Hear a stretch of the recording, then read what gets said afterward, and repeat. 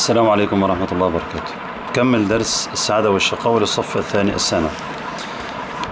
احنا تكلمنا عن السعادة والشقاوة عند أهل السنة. طيب السعادة والشقاوة عند الماتريدية الطرف الثاني اللي هو قريب منهم. السعادة قالوا هي الإيمان في الحال، والشقاوة هي الكفر في الحال. يعني حاليا الإنسان مؤمن فهو سعيد، وحاليا الإنسان كافر فهو شقي. تكلموا بالسعادة والشقاوة في الحال، ما تكلموا في المآل. يعني نهايته ايه؟ نهايته كفر ولا نهايته ايمان؟ لهم ما تكلموش في النهاية. بس ايه الخلاف هيجي معانا اللي هو ايه ثمرة الخلاف بين الأشاعرة والماتريدية. السعيد هو المؤمن.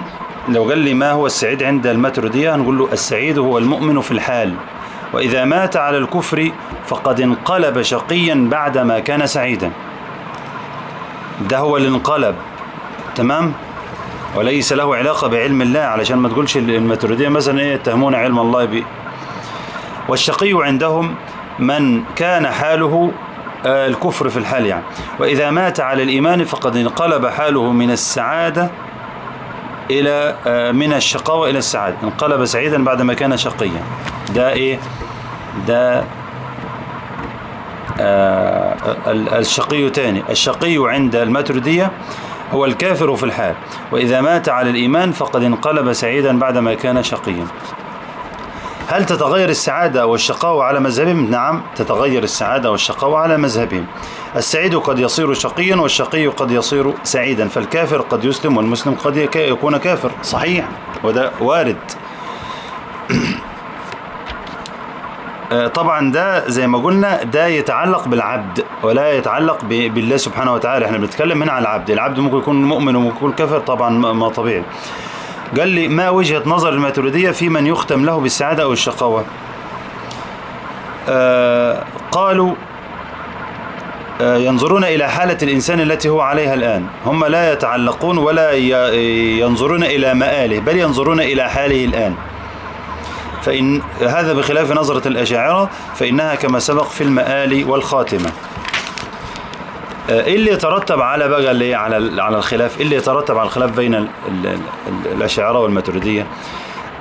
يترتب على خلاف الأشاعرة والماتريدية أنه يصح أن يقال على مذهب الأشاعرة أنا مؤمن إن شاء الله. على المذهب الصحيح أن يصح أن يقول الإنسان أنا مؤمن إن شاء الله، بناء على أن الحكم بالإيمان مرتبط بالخاتمة وهي مجهولة. ما أنا معرفش أنا هذا، يعني كلمة إن شاء الله من باب إن أنا أتوكل على الله سبحانه وتعالى، ليس من باب الجزم أنني أموت على الإيمان، بل هذا من باب حسن الظن بالله سبحانه وتعالى. أنا معرفش أن أنا أموت على الإيمان ولا على الكفر، هذا في علم الله سبحانه وتعالى، ونسأل الله أن يختم لنا بخاتمة السعادة. فإذا قال الإنسان أنت مؤمن يقول أنا مؤمن إن شاء الله، هذا ليس من باب الشك بل من باب اليقين، ومن باب يعني التواضع، ومن باب التوكل على الله سبحانه وتعالى، وليس من باب التزكية. أما الماتريدية قال لك لا يصح أن يقول الإنسان أنا مؤمن، لأن هو مؤمن أصلا. عند الماتريدية قال لك أنت مؤمن، فإزاي هتقول أنا مؤمن أصلا؟ يعني بيقول لي بناء على أن المؤمن في حالته الراهنة التي هو فيها، فليس بحاجة إلى أن يقول إن شاء الله، كمن قال أنا شاب إن شاء الله أو طويل إن شاء الله. يعني هو الماتريدية بيقول لك إيه؟ بيقول لك أنت أصلا مؤمن، فلا حاجة أن تقول إن شاء الله. قالوا ثلاثة كما يصح أن يقال على مذهب الأشاعرة أنا سعيد إن شاء الله، ولا يصح أن يقال هذا على مذهب الماتريدية. طيب بيقول الخلاف بينهم بقى، هل الخلاف حقيقي ولا لفظي؟ لا، الخلاف لفظي وليس حقيقي، لأن كل منهما متفق على أن من مات على الإسلام فهذا هو السعيد، ومن مات على الكفر فهذا هو الشقي. الاثنين متفقين على كده، ولكن مختلفين في إيه؟ مختلفين في اللفظ. ينفع أن أنا أقول عليه في الدنيا سعيد ولا ما ينفعش؟ الأشاعرة بيقول لك لا، ما أنت ما تدريش، تقول أنا مؤمن إن شاء الله، ما تعرفش هيموت عليه. الخلاف بينهم لفظي لأنهم اختلفوا في المراد من لفظ السعادة ولفظ الشقاوة مع الاتفاق في الأحكام. متفقين في الأحكام على أن السعادة هي والشقاوة هي. بعد كده بيقول لي سبب الخلاف. الأشاعرة ينظرون إلى إيه؟ إلى ما هو في علم الله. في علم الله أنت سعيد ولا شقي؟ فدي السعادة عند الأشاعرة. فمن كتب له بالسعادة أزلا فهذا هو إيه السعيد، ومن كتب له بالشقاوة أزلا فهذا هو الشقي. فالسعيد عند الأشاعرة لا ينقلب شقيا، والشقي لا ينقلب سعيدا.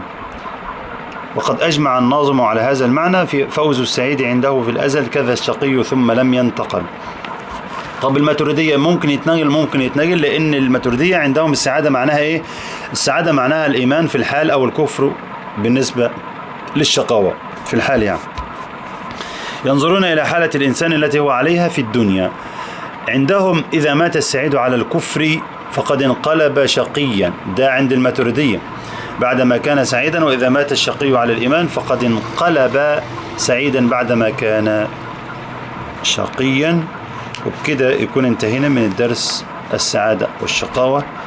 أسأل الله سبحانه وتعالى لي ولكم الخاتمة بخاتمة السعادة، وأن يختم لنا بالإيمان، إنه ولي ذلك والقادر عليه. والسلام عليكم ورحمة الله وبركاته.